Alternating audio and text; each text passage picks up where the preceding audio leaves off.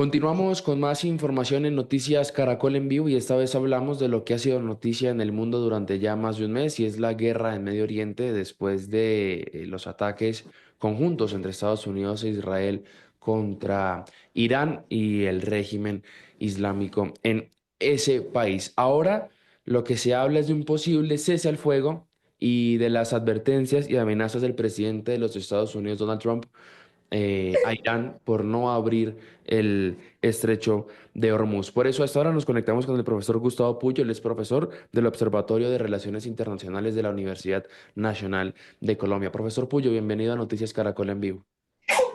Buenos días, muchas gracias. Profesor, hablemos, empecemos esta entrevista hablando de eso último, de lo que se habla, de un cese al fuego. Reportes del medio estadounidense Axios mencionaban que Estados Unidos e Israel, junto a varios grupos de la región de Medio Oriente, apostaban por un cese al fuego de 45 días inicialmente. Hoy, según la agencia de noticias iraní IRNA, el régimen islámico acaba de decir que rechazó esa propuesta. ¿Qué tan cercano ve usted un cese al fuego entre Estados Unidos, Irán y en la región? La verdad es que yo creo que un cese al fuego sería lo deseable, pero es bastante difícil conseguirlo, sobre la base de que entre los distintos actores hay una gran desconfianza. Todo el tiempo Israel ha hablado de cese al fuego, por ejemplo, con los temas de Gaza, pero también todo el tiempo hemos visto que Israel en algún momento los interrumpe. Donald Trump también hablaba de que se estaba negociando y de hecho cuando la guerra inicia estaban negociando con Irán y sencillamente llegó el ataque. Entonces hay una desconfianza enorme de parte de todos los actores, sobre todo creería yo de parte de Irán. Estados Unidos y en particular Donald Trump no es una persona que para Estados Unidos sea, que para Irán sea confiable. Sería lo deseable. Yo creería que políticamente hablando Irán debió aceptarlo, porque es que cuando hay un cese al fuego, de todas formas, a ver, no quiere decir que durante el cese al fuego no se hagan otro tipo de actividades. Y es básicamente como tomar oxígeno, respirar. Pero si Irán lo rechaza es porque efectivamente también tiene en determinado momento algún plan o alguna estrategia seguramente.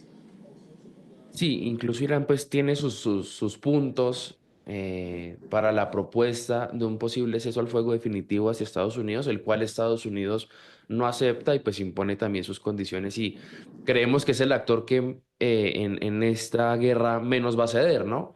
Estados Unidos, profe. Pues yo no estoy tan seguro. Yo creo que Estados Unidos se metió en un conflicto que pensó que podría ser mucho más rápido.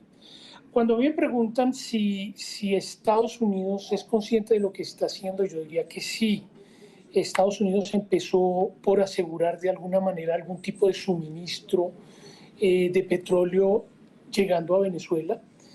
Después de Venezuela pasó a Irán. Entonces Estados Unidos no lo está haciendo, digámoslo así, tan alocadamente como todos o como algunas personas lo han sugerido.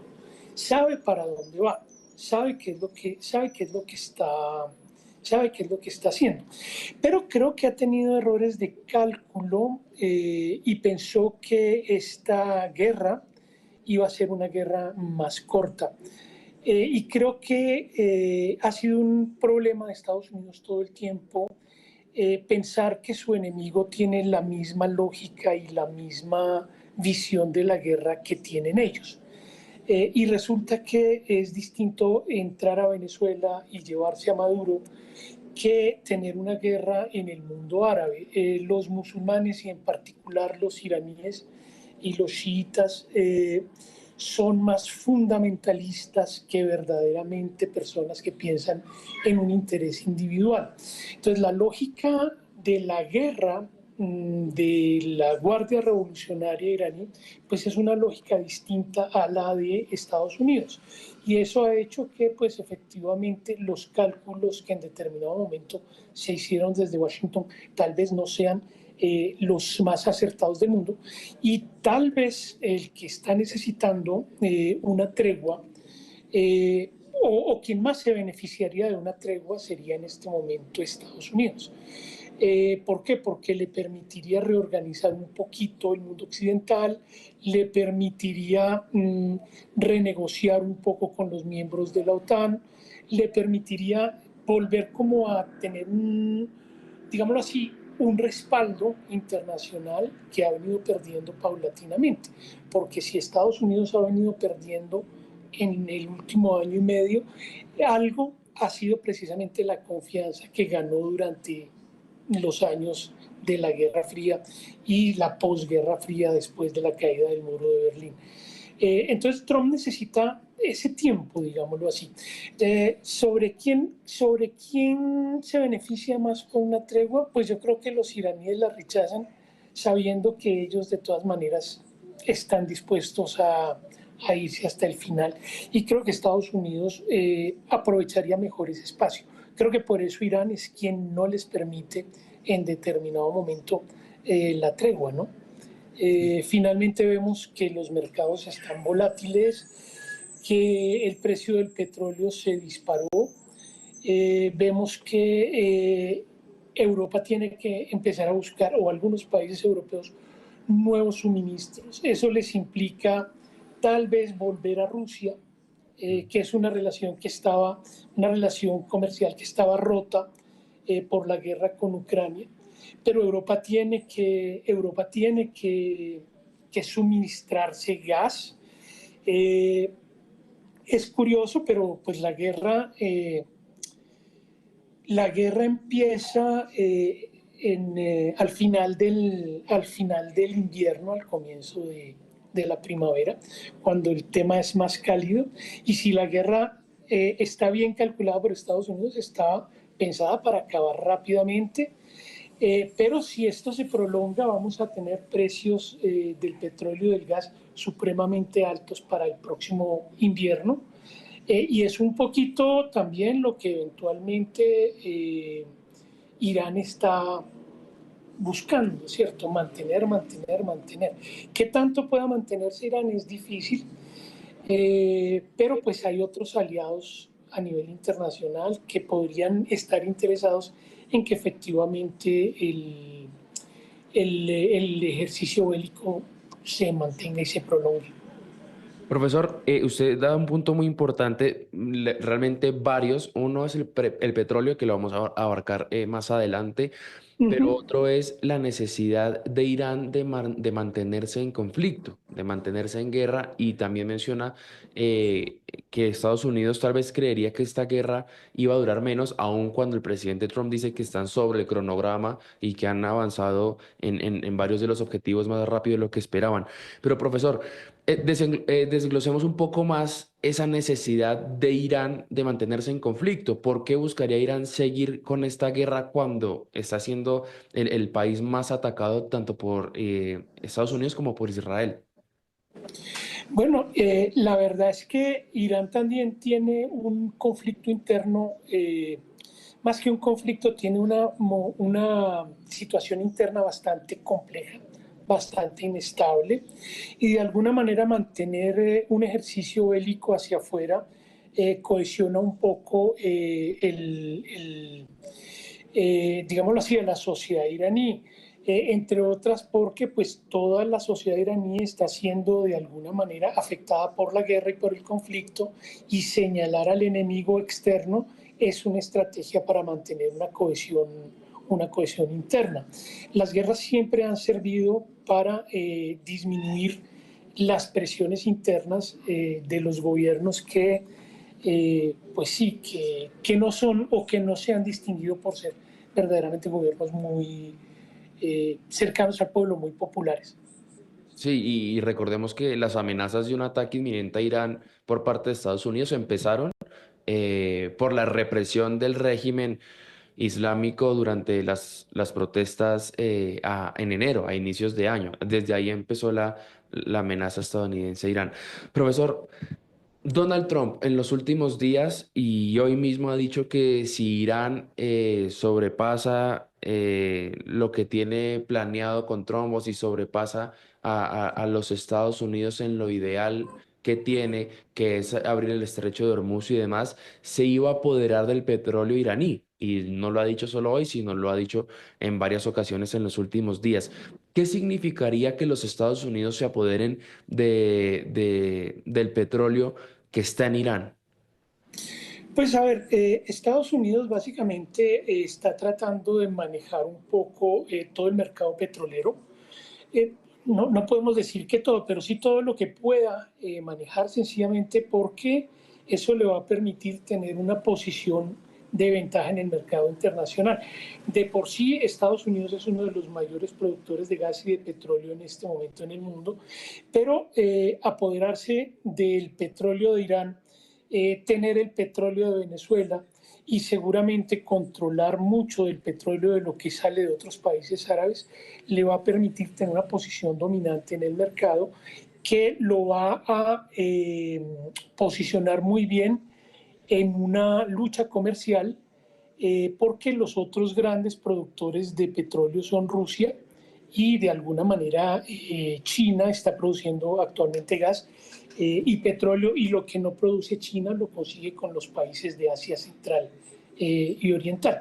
Entonces, de alguna manera es una guerra también por mantener los precios y por garantizar un suministro porque los tres grandes países, las tres grandes potencias tienen reservas como tal, pero de todas formas, más allá de las reservas y del autoabastecimiento, también se pelea por el control del mercado a nivel internacional. El que controla el mercado del petróleo tiene un gran control a nivel mundial. Creo que es eh, la mercancía muchísimo mucho más importante que se puede transar en el mercado internacional. Eh, entonces, mantener de alguna manera el control sobre el petróleo es mantener el control sobre precios y mantener el control sobre el mercado. Sí, profesor, mañana martes, 8 de la noche, hora del este de los Estados Unidos, puso Donald Trump en su cuenta de Truth Social el fin a a las amenazas, a la advertencia que había hecho el presidente estadounidense a que Irán reabra el estrecho de Hormuz y que si esa hora se pasa y no se cumple lo que dijo, se iba a desatar, abro comillas, el infierno en la tierra en Irán, atacando plantas de energía, atacando puentes, que son muy importantes esas dos cuestiones, sobre todo en Medio Oriente. Y esa es la última advertencia de Trump para lo que sería, según él, el ataque más fuerte de Estados Unidos a, a Irán. Ese tiempo, profesor, ¿usted cree que ese ataque sí es así de inminente, como lo dice el presidente de los Estados Unidos, que Irán no cederá y vamos a ver uno de los ataques más fuertes en lo que ha sido la guerra en este país? Pues hay que entender que están Irán y Estados Unidos en una situación de guerra y que parte de la amenaza, del amedrentamiento, se ve también como un ejercicio de disuasión. Entonces, pues Estados Unidos puede decir que va a ser el ataque más grande del mundo, que va a usar las bombas que jamás hemos visto y puede que las use, digámoslo así. Pero pues ante todo uno tiene que verlo es como un ejercicio de presión y así lo está viendo Irán, como un ejercicio de presión. Obvio, sabemos que si Irán no abre el estrecho, Estados Unidos va a intensificar, eh, va a intensificar sus ataques, porque también es la lógica de la guerra, ¿cierto? Finalmente Estados Unidos necesita que Irán abra el estrecho de Hormuz y Irán sabe que esa es tal vez su mejor estrategia para mantenerse en guerra, mantenerlo cerrado. Entonces, pues obviamente los dos van a utilizar grandes amenazas, grandes discursos. Y ojo, no estoy diciendo que no se vaya a incrementar el conflicto, pero que me parece que las amenazas y los discursos agresivos son normales en este en este momento. Son muy normales. ¿Qué vaya a pasar después de las 8 de la noche de mañana? Pues seguramente que si Irán no lo hace, que seguramente no lo va a hacer, Estados Unidos intensificará sus ataques y pues Irán sencillamente estaría preparado y seguramente está preparado para aguantar, porque Irán también tiene seguramente medidos y calculados pues los daños y en general cómo se va a afectar su infraestructura y cómo va a sobrevivir a partir de ahí. Claro. Entonces, pues me parece que las amenazas de Trump son normales, son lógicas, como también el hecho de que Irán esté mostrando todo el tiempo los dientes. Me parece que los dos están dentro de una lógica de guerra normal. Y que Irán, profesor, demostró de lo que es capaz, derribando el caza F-15 que dio con la operación de rescate de dos miembros de la Fuerza Militar de los Estados Unidos. Entonces Sí, yo la verdad es que creo que el hecho de derribar un avión frente a todos los daños que se han ocasionado en la guerra, pues es una victoria para Irán, pero no es algo que le permita a unos pensar que Irán tiene un dominio sobre el territorio, mm, sobre pues, un control sobre la guerra, digamos así, o que la vaya ganando. Es cierto que Irán ha demostrado, como usted lo dice, que efectivamente tiene con qué dar la pelea. Eh, y tal vez Irán tiene no armas, pero sí algún tipo de estrategias que aún no nos ha mostrado. Bloquear de alguna manera el canal de Suez a partir de involucrar un poco a los rebeldes yemeníes, eh, pues es otra forma de bloquear el canal de Suez. Bloqueando canal de Suez y bloqueando estrecho de Hormuz, pues sencillamente tiene secuestrado o tendría secuestrado el comercio mundial de alguna manera. Es muy difícil que efectivamente los sí. rebeldes yemeníes logren hacerlo, pero pues es una estrategia que en algún momento tal vez también Irán se va a jugar, porque Irán no juega solamente con su ejército, sino que juega con una cantidad de aliados a nivel mundial. Si esto se prolonga, vamos a ver que seguramente otro tipo de estrategias de guerra simétrica se van a ver. Sí. Nadie ha hablado de cómo va a ser el próximo mundial, de cuáles serían blancos del terrorismo en Estados Unidos o en Europa, pero seguramente que esas estrategias en algún momento también van a surgir. Entonces, pues, cierto, Sí. el tema de las amenazas, pues, está sobre el tapete todo el tiempo. Sí, es el profesor Gustavo Puyo, profesor del Observatorio de Relaciones Internacionales de la Universidad Nacional de Colombia, hablando un poco de lo que han sido los últimos días del conflicto entre Estados Unidos e Irán. Profesor, muchísimas gracias por su tiempo. Gracias a ustedes.